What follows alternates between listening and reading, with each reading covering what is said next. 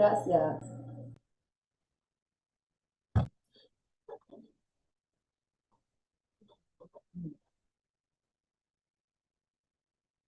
Perdona, ya no les mandé el archivo porque uno estaba enferma y dos no tenía el teléfono y no estaba en mi casa. Así que le pedí a decir que el que les mande. Así que ahora, si pudieran hacerlo, voy a revisar después de clases. Y si no, lo pueden seguir haciendo. Total, venimos bien con el tiempo.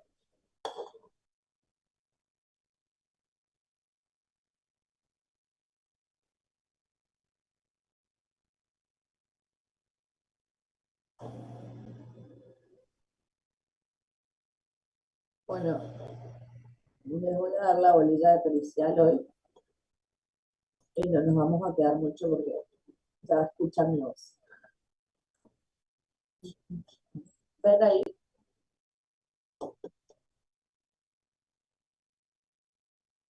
Sí, profe. ¿Pudieron leer esta bolilla o no les mandé esta bolilla? Sí, les mandé. No nos mandó, profe. Les mandé bolilla. Perfecto. Bueno, ahora disparo. No, ni las anteriores. Habíamos quedado, pero creo que se olvidó. Ay, sí. Es que te juro que me están enloqueciendo con los tres cursos. Le digo, no, si ya les mandé, no, le mandé al otro curso y así. Yo se estoy dando. Ay. ¿Hasta qué bolilla les mandé?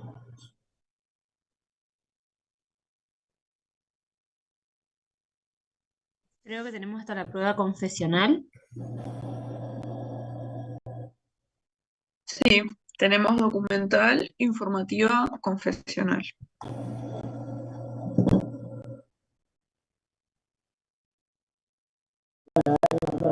Les mando. Este creo que lo tengo en Word. Así que los temas que están acá en el Power son los más importantes y los que deben saber. Así que ahora les paso. Pueden completarlo conmigo.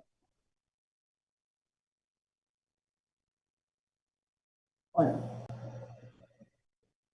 prueba pericial entonces.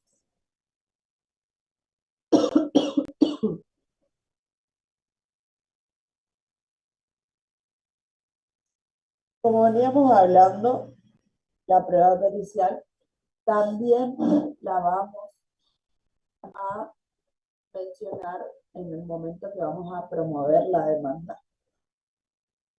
Ahora vamos a ver cuando hablamos de consultor técnico y de pericial, de prueba pericial.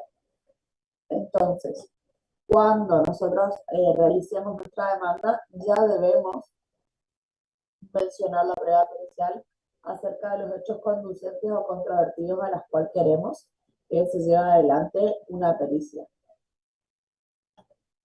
Cuando hablamos de prueba pericial, lo que hablamos acá es de que existe una persona, un tercero, que forma parte de lo que es auxiliares del juez. Y esta persona auxiliar del juez tiene un conocimiento acerca de una actividad, una industria o un arte. Es por ello que esta persona es necesaria para que lleve adelante lo que tiene que ver con alguna característica, alguna reproducción, percepción de el hecho controvertido o el hecho conducente que nosotros tenemos dentro de nuestra demanda. Entonces, el juez va a acordar la prueba pericial cuando necesita verificar o apreciar algún hecho controvertido y conducente y fuera menester las aptitudes técnicas que solo esa persona puede determinar por ser una persona con esas disciplinas ajenas a los estudios jurídicos. ¿Qué significa eso? Que el magistrado, es decir, el juez, no cuenta con esas aptitudes técnicas para poder determinar acerca de ese hecho conducente o controvertido. ¿Sobre qué se puede pedir la pericia? Solo se puede pedir sobre hechos conducentes o controvertidos. Si se llegase a aplicar pericia fuera de esos hechos conducentes o controvertidos, van a ser inadmisibles. ¿Por qué la prueba pericial es un medio de prueba indirecto? Porque el magistrado no puede acceder a la prueba pericial si no es por el perito, es decir, por aquella persona que tiene esa aptitud técnica que el magistrado no cuenta.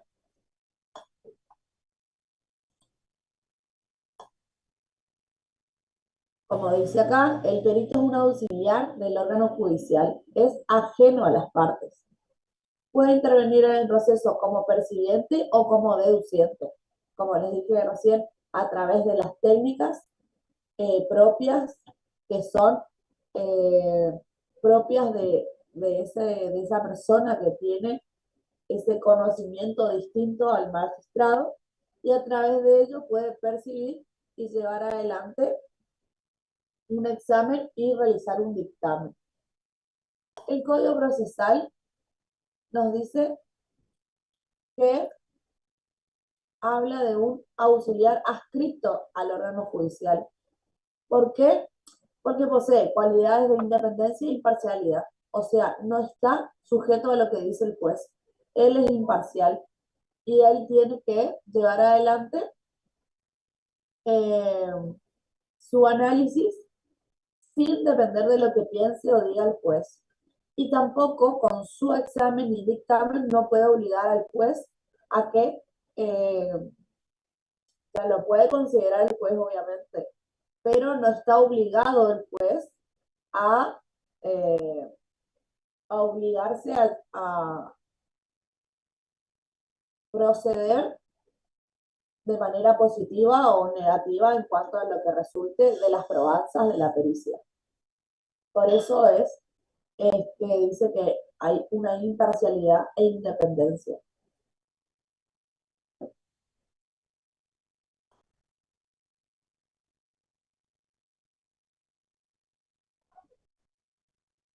Podemos leer el artículo 459.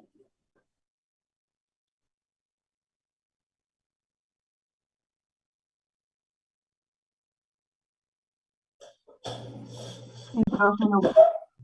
Bueno,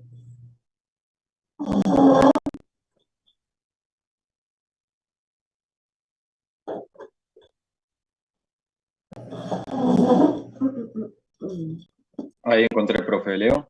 dale por favor. 459 dijo. Sí, 459.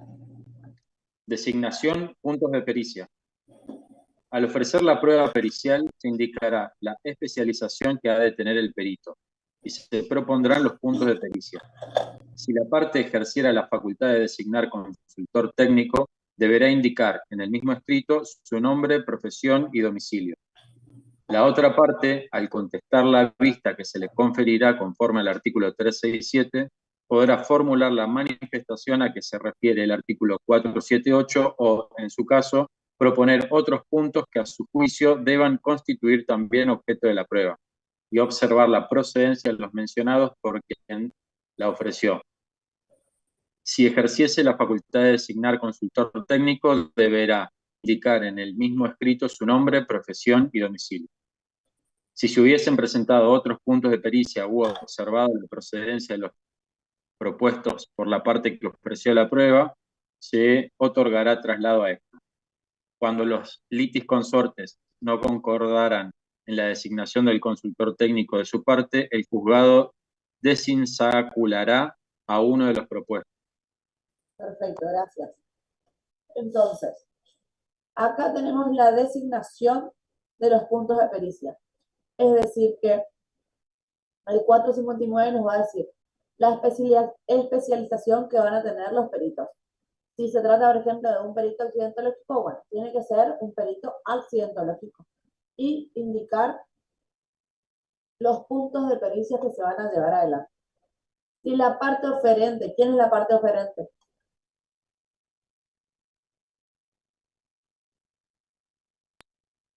Quien presenta en su demanda la prueba, quien la pide.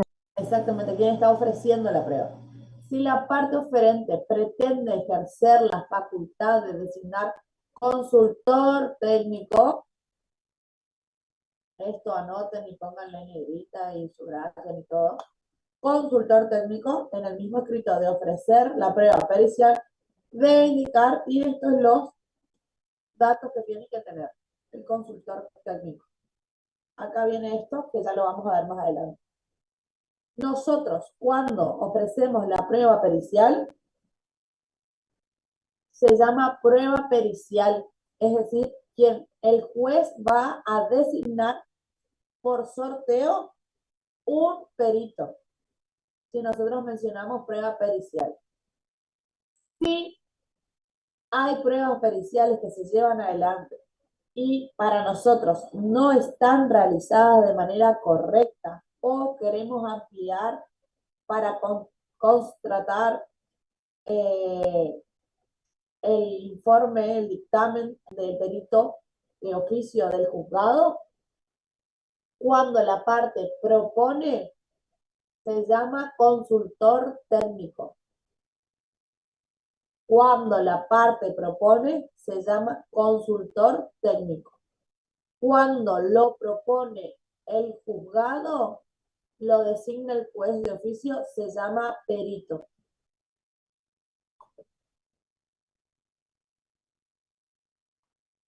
Designación del perito. Por regla, el perito es único y es designado por oficio por el juez a través de un sorteo. La excepción es cuando se pongan de acuerdo las partes y decidan que vaya no sé, ustedes conocen un perito que es muy bueno, entonces las partes, tanto actor como demandado, se ponen de acuerdo para elegir a un perito y se expresan los motivos. Esa es la excepción. ¿Qué pasa en la audiencia preliminar del 360? Ahí se va a designar el perito, se van a fijar los puntos de pericia y se señala el plazo de producción de la prueba. En caso de que no se fije un plazo, el plazo va a ser de 15 días. Como les mencioné recién, la parte no puede designar perito. La parte sí puede designar un consultor técnico. Ese consultor técnico tiene que contar con un título habilitante donde avale, digamos, su experticia. Acá viene un instituto que ya vimos con anterioridad, que es la recusación. Se puede recusar al perito. Anoten bien, al perito, que el perito es designado por el juez. ¿Cuáles van a ser los motivos? Por justa causa, es decir, las mismas del artículo 17, que son previstas para los jueces, la falta de título profesional y la incompetencia o falta de idoneidad en el cargo, es decir, en el tema de decidendum que se le está designando para tal motivo. Se está llevando adelante pruebas accidentológicas y se designa a un perito contable. Nada tiene que ver. ¿Cuánto es el plazo para la recusación? 5 días. Si pasara esos 5 días y nosotros queremos recusar, se va a rechazar in limine, es decir, no se va a dar lugar a la recusación. Una vez que se corre traslado, es decir, que se notifica, se manda, el perito puede reconocer el hecho o guardar silencio respecto a la recusación de que se le está planteando o negar el hecho. Y el juez va a resolver si continúa el perito o si se lo reemplaza. Y la decisión es una resolución irrecurrible, es decir, no se puede apelar. La aceptación del cargo del perito se va a llevar adelante del oficial primero. ¿Dónde está el oficial primero?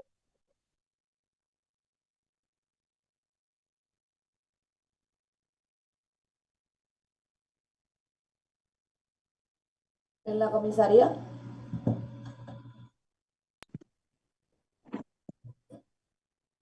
No, en el juzgado. En el juzgado. ¿Cuántos días tiene para aceptar el cargo el perito? 3 días desde que se lo notificó por Ministerio de Ley. Bajo juramento o promesa. ¿Quiénes van a jurar bajo juramento o promesa de decir la verdad?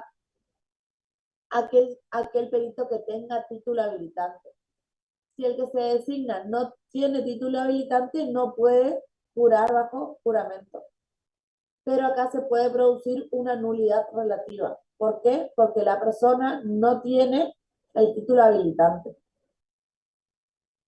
Otra cuestión es la no aceptación o la no comparecencia dentro del tercer día de notificado de su nombramiento. Si no acepta el cargo y no fundamenta, ni comparece, ni fundamenta, se lo va a reemplazar de oficio, es decir, se sortea nuevamente y viene otro perito. Pero hay veces que los peritos no se presentan o no comparecen porque es baja la remuneración, o sea, la cuantía de lo que se le está solicitando su servicio. Entonces, por ese motivo, los peritos no se presentan, no comparecen y la ley le da una sanción. Así como está, hay una lista de peritos, si no comparece o no acepta y no fundamenta los motivos, se los saca de la lista hasta que pasen todos los peritos y lo vuelve a agregar a la lista. Remoción del perito. En el artículo 470,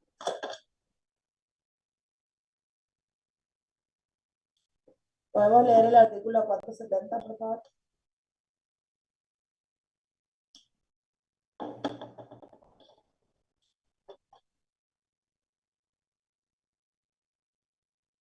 Sí, Leo. Ok. Será removido el perito que, después de haber aceptado el cargo, renunciare sin motivo atendible, rehusare dar su dictamen o no lo presentare oportunamente. El juez de oficio nombrará otro en su lugar y lo condenará a pagar los gastos de las diligencias frustradas y los daños y perjuicios ocasionados a las partes si éstas los reclamasen. El reemplazo perderá el derecho a cobrar honorario. Bien. Y lee el 463, por favor. 463. Sí. Anticipo de gastos.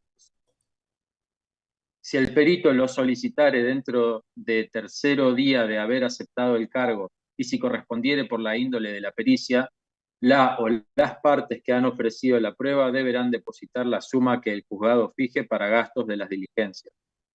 Dicho importe deberá ser depositado dentro de quinto día,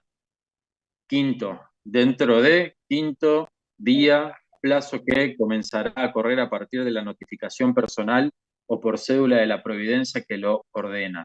Se entregará al perito sin perjuicio de lo que en definitiva se resuelva respecto de las costas y del pago de honorarios. La resolución solo será susceptible de recurso de reposición. La falta de depósito dentro del plazo importará el desistimiento de la prueba. Bien, bueno. Entonces, tenemos que se lo puede remover al perito porque renunciar al cargo sin motivos o la negativa de dar el dictamen o la no presentación del dictamen. Tenemos un plazo para que presente el perito su dictamen.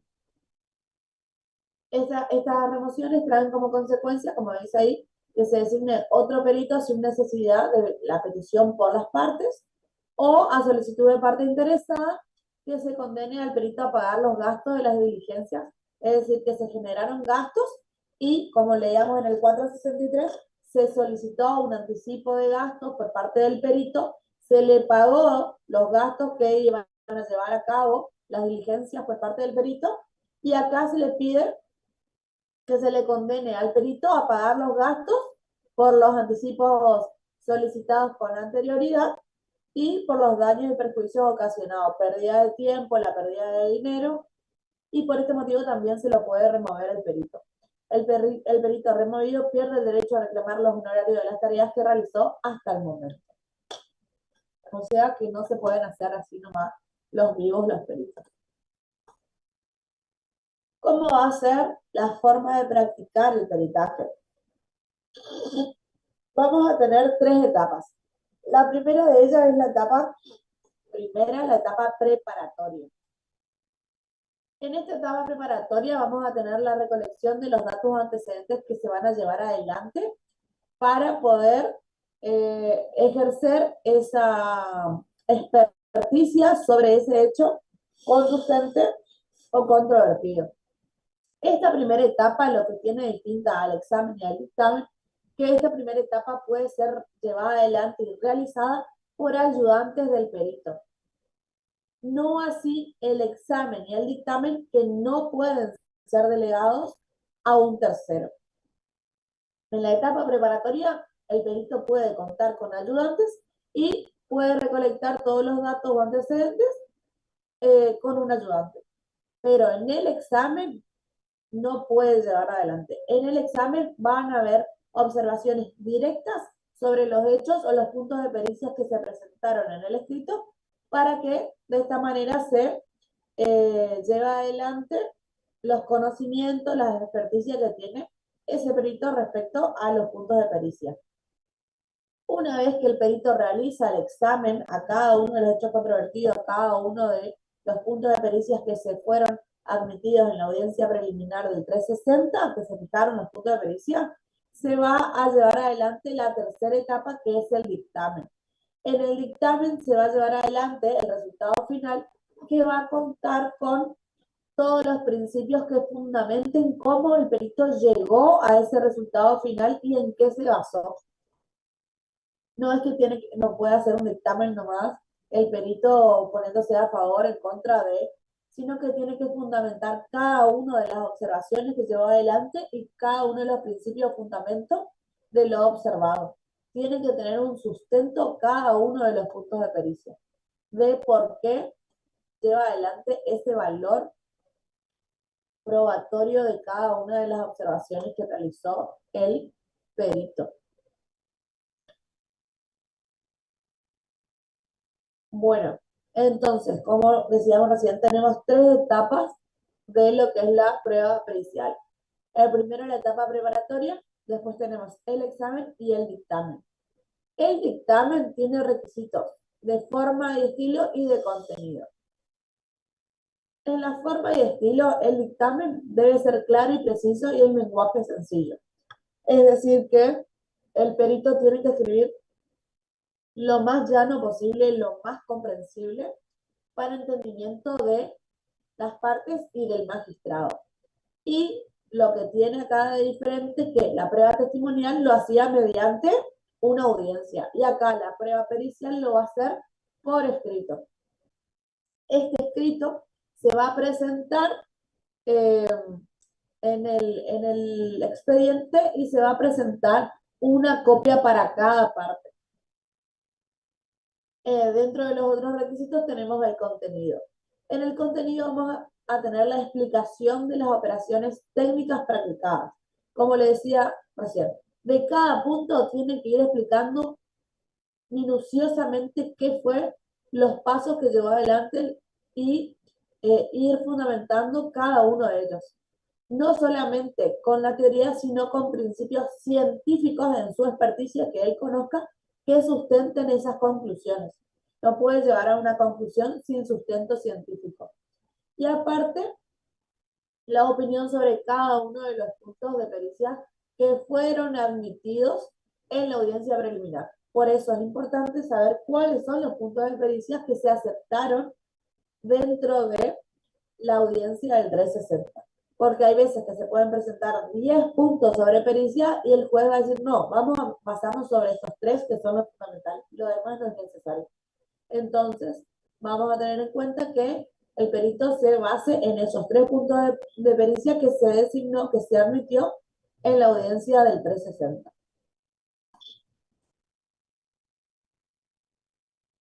Facultades en la práctica de la diligencia.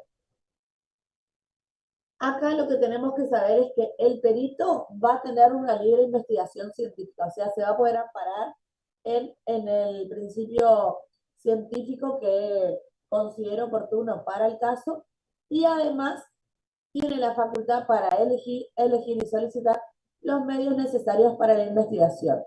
¿Qué significa esto? Que va a tener una libre, va a tener libertad para presentarse en el juzgado, para tener acceso al expediente, para pedir el préstamo de su retiro, ver todas las diligencias anteriores que se practicaron, ver si las pruebas que se reproducieron con anterioridad se concluyen con las que él está llevando adelante, si le sirve a él las demás pruebas que fueron reproducidas por otros expertos y de esa manera llegar a una conclusión. Aparte de basarse, como les dije recién, en los principios científicos. Además, puede requerir la entrega de cosas, es decir, que muchas veces tenemos que secuestran elementos o, en el caso de inmuebles, que se pueda llevar adelante el reconocimiento. Profe, creo que se le cortó el audio.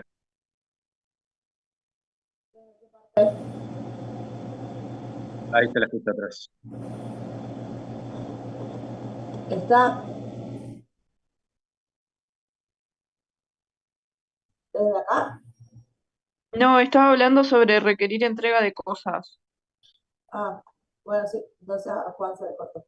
Bueno, Juan, acá yo estaba diciendo que el perito tiene libre investigación científica, no tiene un techo, él puede ampararse en cualquier principio científico que avale sus conclusiones respecto a los puntos de pericia y que tiene la facultad para elegir los medios necesarios para la investigación, es decir, que tiene un libre acceso al expediente y a todas las pruebas que se pudieron reproducir con anterioridad.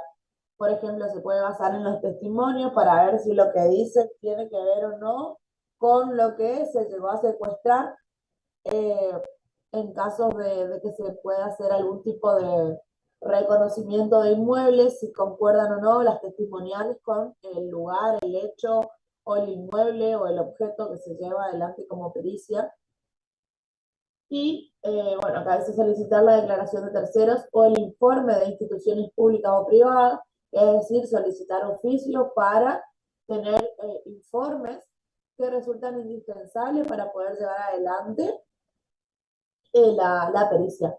Esta prueba entonces vendría a ser como una prueba que necesita de todas las pruebas, las demás pruebas, para poder arribar así a una conclusión y basarse en esa conclusión, no solo en conclusión, sino en principios científicos. Por eso es necesario conectar con todas las pruebas para cuanto mayor conocimiento tenga de las demás, pueda hacer lo más completo posible su conclusión. También el perito puede consultar con otros especialistas, ya sea para el examen, es decir, para la segunda etapa, y el dictamen, que sería la de la tercera etapa. En consideración, las operaciones preparatorias son las que pueden ser llevadas adelante por los ayudantes de los peritos. Eso es lo que sí o sí tienen que saber, que el perito es de oficio por el juez y que el consultor técnico es por las partes. Las partes, sus letrados o consultores técnicos, por garantía atinente a la defensa en juicio, van a tener la posibilidad de asistir a las labores preparatorias y de examen. Es decir, que pueden presenciar la pericia siempre y cuando se trate de consultores técnicos propuestos por las partes.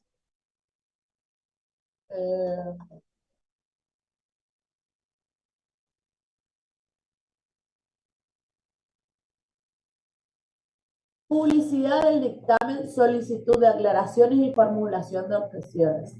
Esto vamos a encontrar en el artículo 453. El dictamen dice que se va a trasladar a las partes mediante cédula, en la cual las mismas podrán solicitar explicaciones, deducir impugnaciones y plantear nulidades. Entonces, acá nosotros vamos a tener que tener en cuenta que nuestro dictamen tenga todos los elementos que son requeridos. Es decir, que haya contado con una etapa preparatoria y pueda haber sido llevada por los ayudantes del perito. Determinar que el examen, es decir, el proceso que llevó adelante el perito para arribar a la conclusión, no haya sido ejercido por un tercero, como para poder plantear las nulidades y poder ver que los puntos de pericia son los determinados en la audiencia, o bien deducir impugnaciones porque se llevaron adelante pericias en puntos que no eran los acordados en la audiencia preliminar del 360. Entonces, eso también les tiene que quedar claro, que los puntos de pericia se fijan en la audiencia del 360.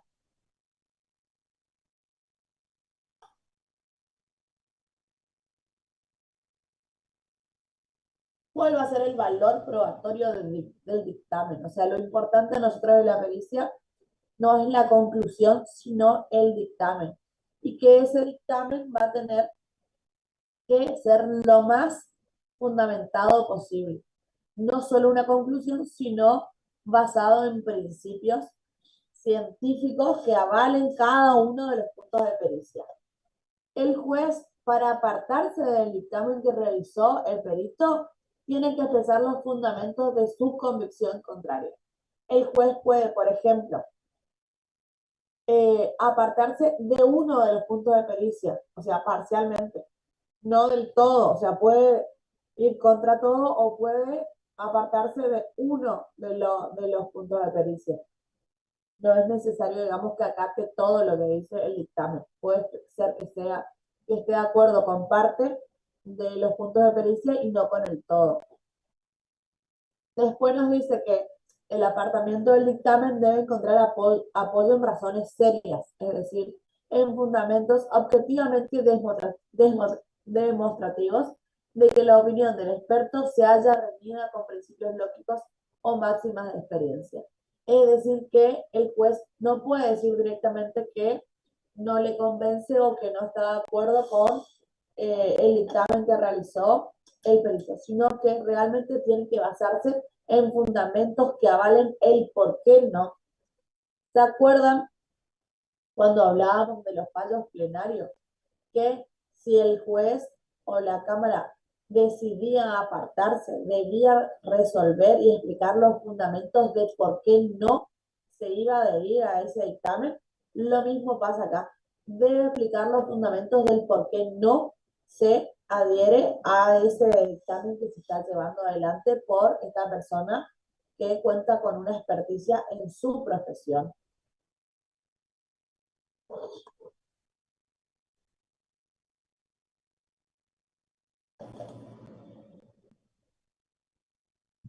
Y bueno, acá lo importante, como les dije hoy, que tienen que saber que sí o sí va a ser pregunta de examen, son las diferencias y similitudes que tenemos entre el perito y el consultor técnico. La primera va a ser que el perito es un auxiliar del Poder Judicial y que el consultor técnico es un auxiliar, pero de las partes, es decir, de quien propone un consultor técnico en la prueba pericial. En el perito está obligado a dar las conclusiones al juez. Es decir, que ese dictamen que lleva adelante el perito es obligatorio y debe respetar los plazos, porque uno de los motivos de remoción del perito es no presentar el dictamen en tiempo y forma como lo requiere el juez. Y el consultor técnico, la diferencia es que no está obligado cuando le es desfavorable a la parte que lo propuso. ¿Qué pasa si el consultor técnico que fue ofrecido por el actor lleva adelante la pericia y le dice: mira, Juan, la verdad que las pericias muestran acá que vos no conducías a 40 kilómetros, sino que sale acá que vos ibas a 60 kilómetros en un lugar donde no está permitido ir a esa velocidad? Entonces, el consultor técnico no presenta el dictamen, opera la caducidad, se pierde esa prueba, pero no se reproduce la parte desfavorable a Juan. ¿Se entiende? Sí, profe. La diferencia que hay, a diferencia del perito, que el perito sí o sí es imparcial, el perito, que el consultor técnico es de parte. Eso es lo que les tiene que quedar claro. El perito puede ser recusado y removido, como los jueces según el artículo 17, por afinidad, por parentesco, por ser acreedor o deudor de alguna de las partes, por enemistad. Bueno, en cambio, El consultor técnico que es ofrecido por las partes no puede ser recusado, porque la parte es quien le va a elegir a su cuñado, a su primo, a su hermano, al que mejor crea, y si tiene parentesco no importa, porque justamente lo que hay en el consultor técnico es esa intimidad, esa relación que va a hacer que le busque lo más favorable, y si no es favorable no lo va a presentar. Entonces, en el caso del consultor técnico, no puede ser recusado por las partes, pero sí puede ser reemplazado por otro. Es designado en la audiencia preliminar el perito, y el consultor técnico es designado en los escritos de la prueba pericial. Es decir, al momento de promover la demanda o de contestar la demanda, ahí mismo yo ya voy a poner a designar quién va a ser mi perito de parte, que se va a llamar consultor técnico. Y voy a poner, acá anoté en el artículo 459, nombre, profesión y domicilio. Son los requisitos y datos que tienen que tener cuando ustedes ofrezcan un consultor técnico en la parte pericial. Si no lo hacen en su primer escrito, acuérdense que pierden la oportunidad de presentar consultor técnico.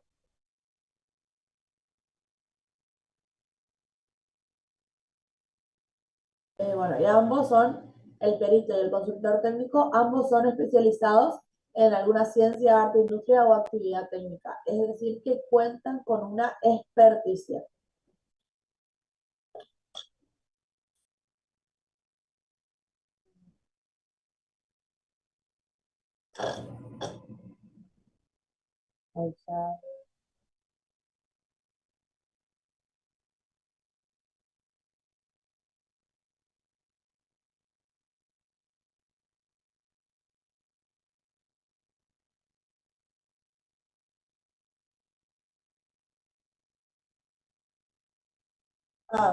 En el artículo 471, cuando habla de práctica de la pericia, si nosotros como partes ofrecimos un consultor técnico y se designa un perito de manera de oficio, los consultores técnicos pueden participar de esa etapa preparatoria que va a llevar adelante el perito, que es por parte del juez. Pueden presenciar esa actividad que lleva adelante el perito, siempre y cuando esa persona sea una persona con las técnicas adecuadas, es decir, que tenga la experticia para poder realizar y formular preguntas de acuerdo a lo que se está llevando adelante en ese punto pericial.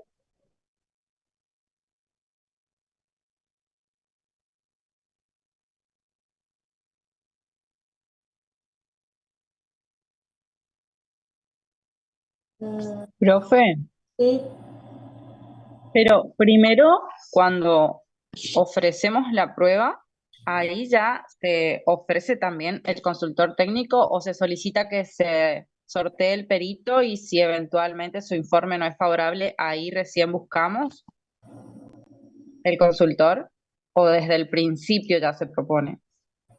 vos podés. Lo que pasa es que al momento de entablar tu demanda, ya vas a ver cómo viene la mano de tu proceso.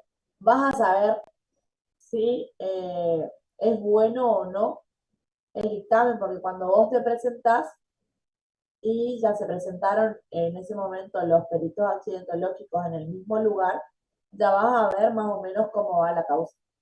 Entonces, si lo hicieron así todas las apuradas, todo, y sabes que no va a ser bueno, que va a faltar algo, vos ya propones. Total, después podés desistir. Si no lo ocupás, desistís.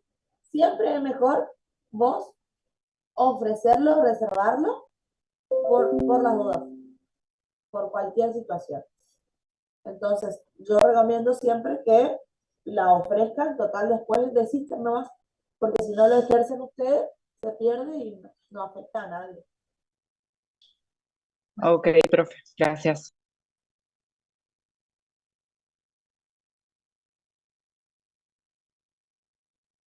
Pero cuando dicen que los consultores técnicos pueden participar de la etapa preparatoria del perito del juez, Sí. quiere decir que... ¿Qué quiere decir exactamente? Artículo 471. Sí. La pericia estará a cargo del perito designado por el juez, pero los consultores técnicos, las partes y su letrado pueden presenciar las operaciones técnicas que se realicen y formular las observaciones que considere pertinentes.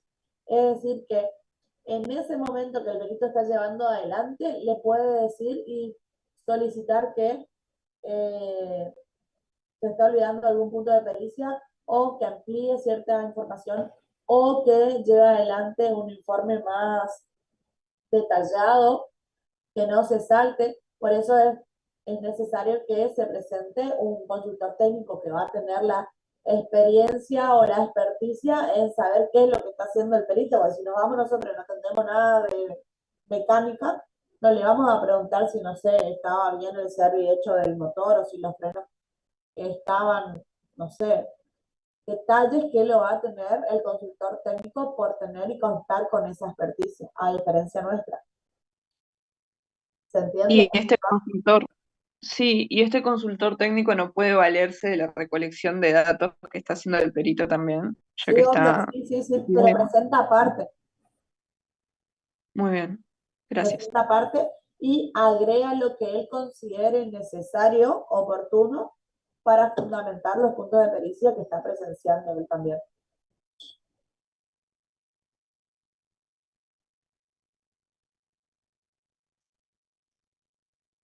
Bueno, esos son los puntos más importantes que tenemos que saber.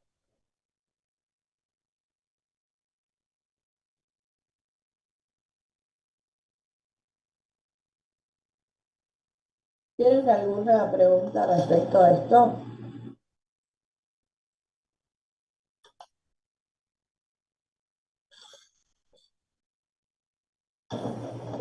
Yo solo una, profe, respecto a los peritajes que hace cuando ni bien se produce no sé, un siniestro, ¿no? Y Sí. se hace ahí los peritajes en el momento. Esos ya vendrían a ser como unos auxiliares previos del perito, porque ahí el juez todavía no nombró a ningún perito. No, Entonces, esos son los previos, pero ya te van a armar un dictamen y ahí se va a practicar con los peritos que se designan para para, ah, claro, pero recién cuando usted nombró que los peritos podían tener como ayudantes en la etapa preliminar, y bueno, sería como adelantar eso.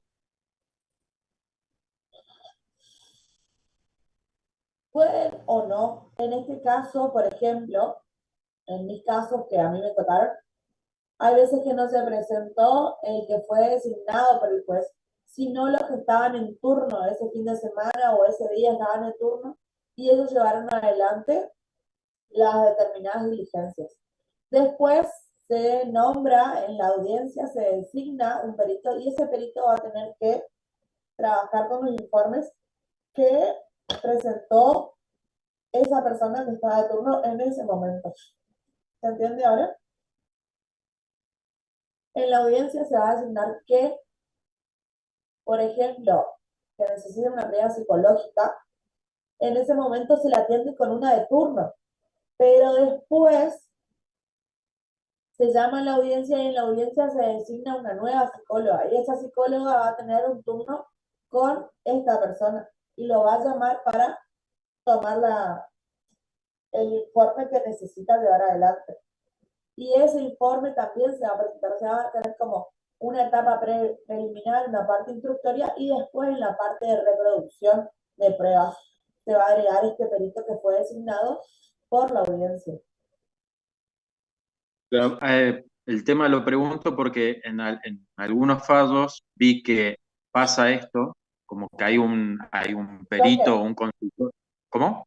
¿Hay un choque entre lo que dice el primero y lo que dice el segundo? No, como que la defensa dice que no pudo participar, igual es en penal, ¿no? Pero que la defensa no pudo participar de ese peritaje. Entonces ahí lo que el superior tribunal decía es que se lo toma como un informe técnico y no como un peritaje, porque no pudieron participar las partes. Claro, y bueno, va a depender siempre, como les digo, de qué lugar estamos. como actores, como demandados, para ver en qué nos va a parar. Si estamos como demandados, podemos utilizar ese fallo. Si estamos como actores, obviamente tenemos que darle para adelante.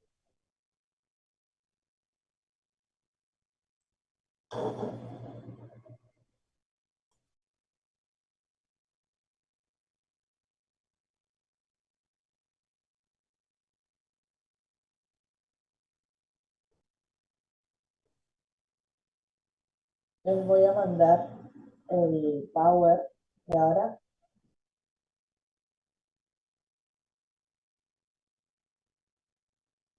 Eh,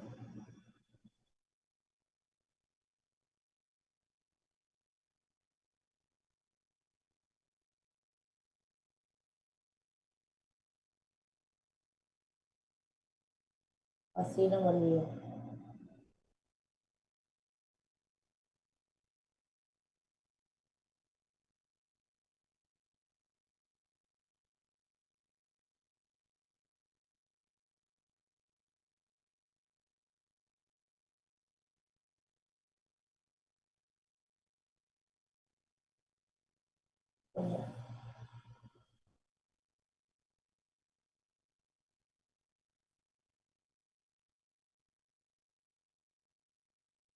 Bueno, ahí les mandé.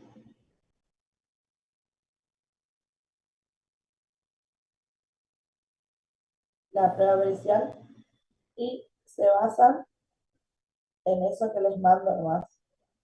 Son los puntos que necesitamos. Son los más referidos en cuanto a la bolita número 18. ¿Les queda alguna duda de esta boli o de la anterior?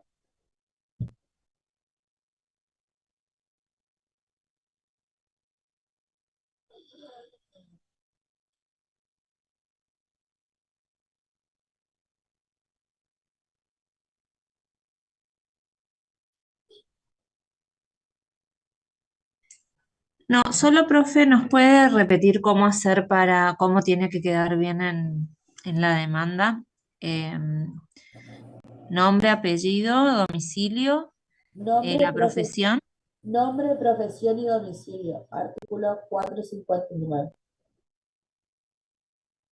Ah, gracias.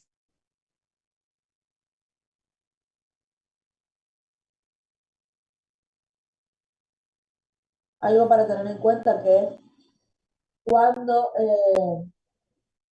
se designa consultor técnico por las partes, quien gane el proceso, porque el consultor técnico puede pedir un adelanto de gastos porque necesita, no sé, comprar cosas o pagar algo, tienen hasta el 5.º día desde que lo eligieron para pagar. Si no, se tiene como desistida de la prueba. ¿Y quién va a pagar? ¿Quién va a recuperar esa plata? Al final del proceso. Quien pierde el proceso va a estar agregado como costas este adelanto de gastos del perito o consultor técnico, para que lo tengan en cuenta.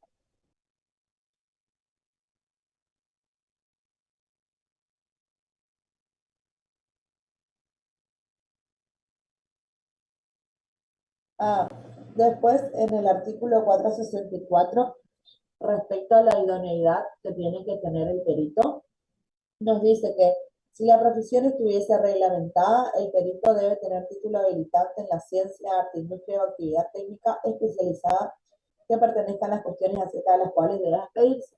Pero ¿qué pasa si estamos en un pueblo muy chiquitito y no hay perito de la materia?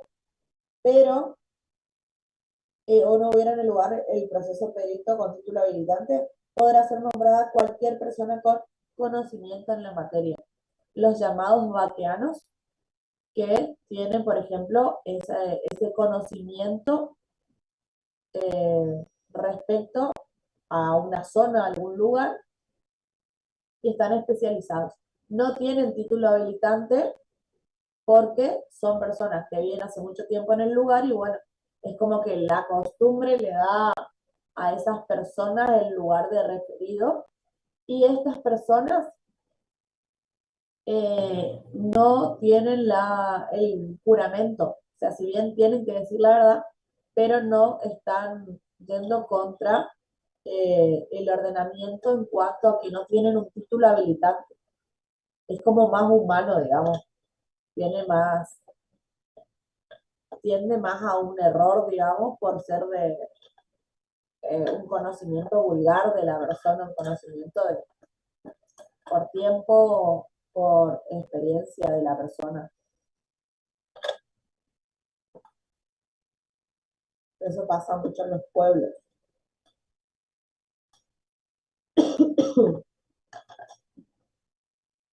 Bueno, después los otros los vimos a todos. Están en el Power también, para que tengan en cuenta los demás artículos.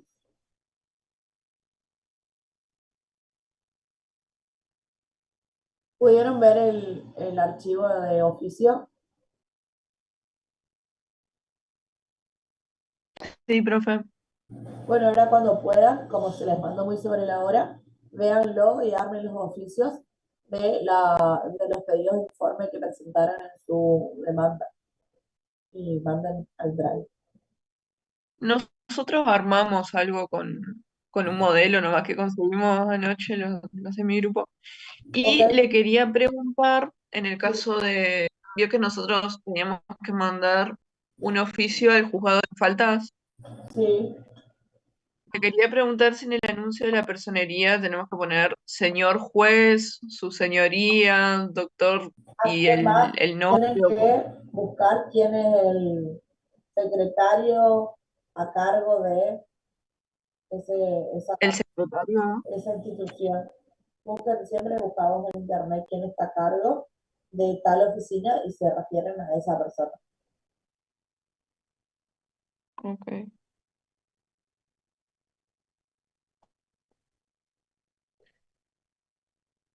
Y, y después, vio que a lo último nosotros tendríamos que agregar la providencia del juez, lo pusimos entre paréntesis, se sobreentiende que hay una providencia, pero no la creamos ni nada, sino que, Ok, y bueno, invéntenla, o sea, háganle ok, contestando lo que le está, o sea, en realidad no es contestando el escrito de la demanda, pero solicitando que libre ese oficio a el registro tal, ujú, ¿sí? súper. Bueno, si no tengo más preguntas, me retiro y la clase que viene la hacemos más completa y bueno, vamos trabajando con lo que ustedes me van mandando. Este fin de voy a mirarlo y ya voy a ir armando todas las contestaciones y devoluciones de lo que van haciendo. Gracias, profe, que se mejore. Gracias. Eso, profe, mejorese y feliz día. Feliz día.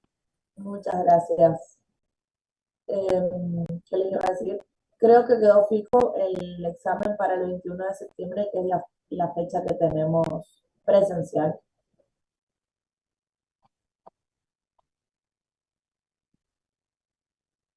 Y nos va a quedar una bolita más. Dos bolitas, o sea, nos queda la de reconocimiento judicial, la de la conclusión de la causa para definitiva, y después ya